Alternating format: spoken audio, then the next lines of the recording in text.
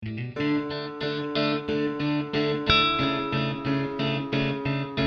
viewers and welcome back to McElroy's Motors, home of the weird, the boring, the projects, and the adventures. Thank you guys so much for tuning in. Today's date is November 6, 2025, which means we are now less than 24 hours away from disembarking on this road trip of a lifetime. And in today's video, we're going to be doing one of three things here today. The first thing we're going to do is we're going to make sure everything is shipshape and ready to go in Sadie, my beloved 1997 Saturn SL1. The second thing we're going to do is address any safety concerns that I have received by my fellow viewers as well as friends on Facebook. And the third thing is unveil some awesome news that is going to be taking place for 2026. So it's now time to finally cue the music. Yeah, Tesla!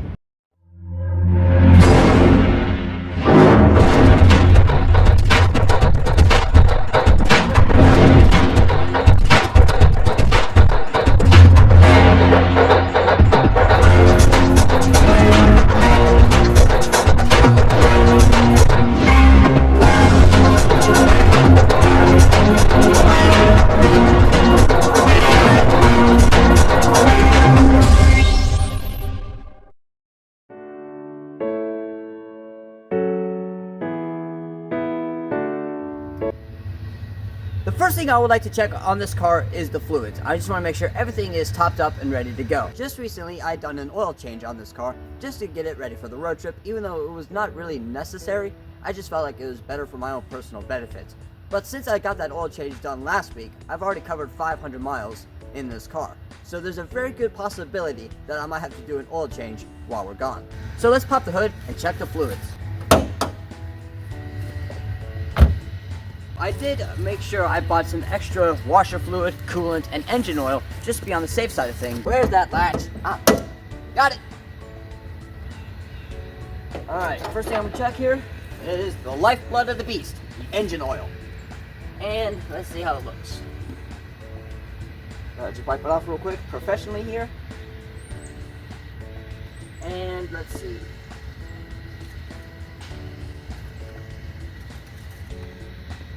After covering 500 miles in this car since my last oil change before the road trip, I am pleased to report that the oil level in this car is perfectly fine. And honestly, it doesn't look black, it doesn't look brown, it's the usual golden nectar, which is always a plus. The next thing I'm going to check here is the transmission fluid, which the transmission fluid dipstick is right next to the oil level dipstick, which is showing me absolutely zero metal flakes, which is not only a big plus, but also gives me a sense of reassurance, because the last thing I would want is metal flakes in my transmission fluid, because it can cause further complications. Washer fluid. Oh, the cap snapped in half on me. That's okay, no big deal. Just pop that thing back in place. And the washer fluid is fine. It was topped off when I got the oil change, and it has not been used since. The next thing I'm going to check here is the power steering fluid. And as of right now, it looks like it could be changed probably in the future, but I'll probably just change it when we come back, because as of right now, the power steering works just fine with no unusual side effects. So I'm not too worried about it. Plus, it's topped off anyway, so we're good there. Just hate getting fluids on my hands. And last but not least, I'm gonna check the brake fluid. Yep, it's got plenty. We're good there. Brake terminals are in place, so they're on nice and tight. Time to check the air filter. And luckily to get to it is relatively easy. It has these little snaps holding the cover in place. And the air filter looks brand new. Now, I usually don't use filters in my photos or videos, but this time we have to make an exception. Next thing I'm going to check here is the fuses to make sure none are showing signs of going bad. And this car has two separate fuse boxes. I'll show the second one in a second here. But let's see here. Come on. And my fuses, as well as some relays, they all look perfect. And what I love about this car is you can definitely tell that Saturn were really focused on customer care and satisfaction, because not only does this car not say, see your dealer to replace a fuse, but also provides some spare ones too, which is quite nice. So therefore I didn't have to go out and buy some spares. I've also had to check the headlight bulbs, make sure they were working perfectly fine after replacing them, because needless to say, I could be a bit clumsy at times, But my headlights work fine, and the same could be said for the turn signals and taillights. So we're good there.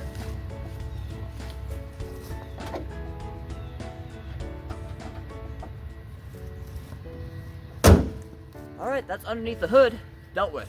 Let's move on to something else. Now inside the car here, this is where all the major fuses are at. And when I say major, I mean the most responsible. So the fuses that control the cruise control, the airbags, that sort of thing are all located in here.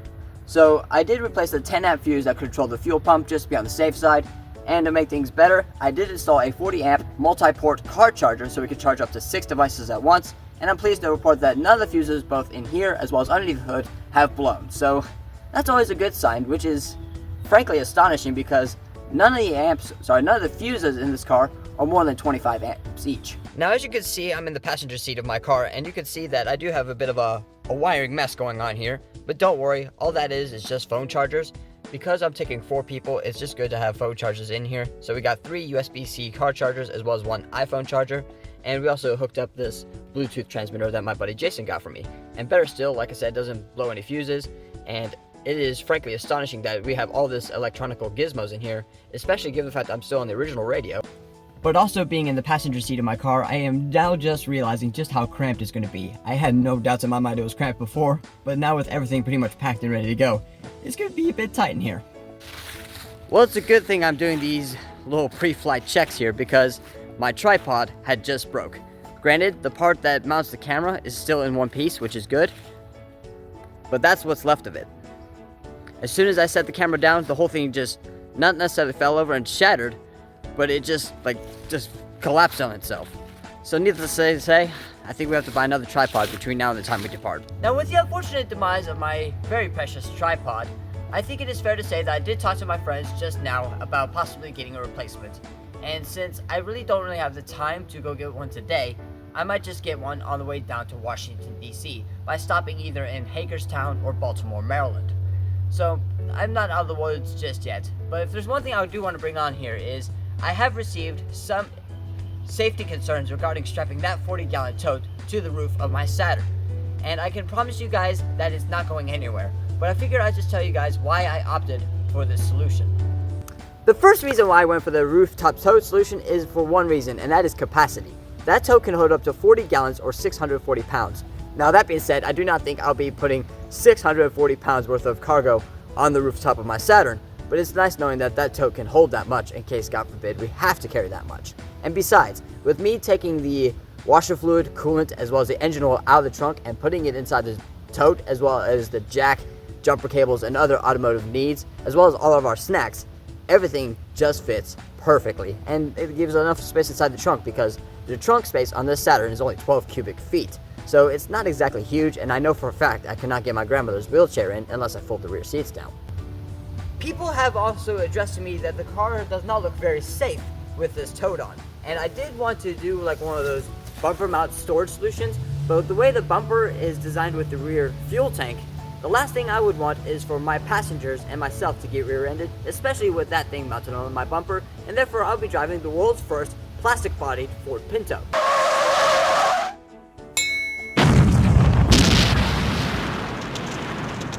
I just want to make sure everything was on nice and tight. And if I give the tote a good solid shaking here, as you can see, the whole car shakes with it. So as such, it is not going anywhere. In fact, when I drive this thing 25 to 60 miles one way to work, it really isn't a problem. And I can't even hardly even tell it's there unless I look in the rearview mirror and see the strap going through the inside of the car. It really is actually a very genius solution. And for it to look as ridiculous as it does is a bit of a side note. I did also take the liberty to make sure that the rear license plate lights on this car are working, and sure enough, despite being on the original bulbs from 28 years ago, they are still working perfectly fine. But I did pack some extra ones in case one or both burn out. But that being said though, it does bring me onto the news for 2026 because I have not one but 5 events already scheduled. We have the Saturn Nationals being held at the same place as earlier this year at the Auburn Cord Duesenberg Automobile Museum. We have a Import Nationals being held in Carlisle, Pennsylvania. A third one being a micro car rally being held at a town in Massachusetts, and the guy who's hosting it was featured on the hit TV show on the History Channel called American Pickers. The fourth one being, of course, the Trabant Parade being held at the International Spy Museum, next year's event being the 20th annual show.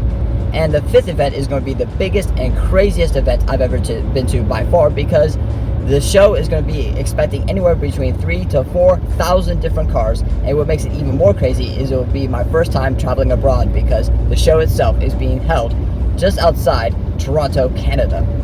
And I am super excited for that. So as soon as I come back from Washington, D.C., or indeed this road trip, I will have to definitely check on my passport status. But to travel abroad is something I've always wanted to do, and I'm very much looking forward to that. The guy who invited me out to this show, unfortunately, he was supposed to come out to the Trabant Parade this year, but he had some vehicular troubles, and he won't be able to get it fixed till after the Trabant Parade, which is indeed unfortunate, but I wish him the very best. So anyways, guys, if you like this video, feel free to give it a big thumbs up, as well as smash the subscribe button if you really liked it. And I look forward to seeing you guys for the road trip that is less than 24 hours away. I'll see you guys soon. Take care, everybody.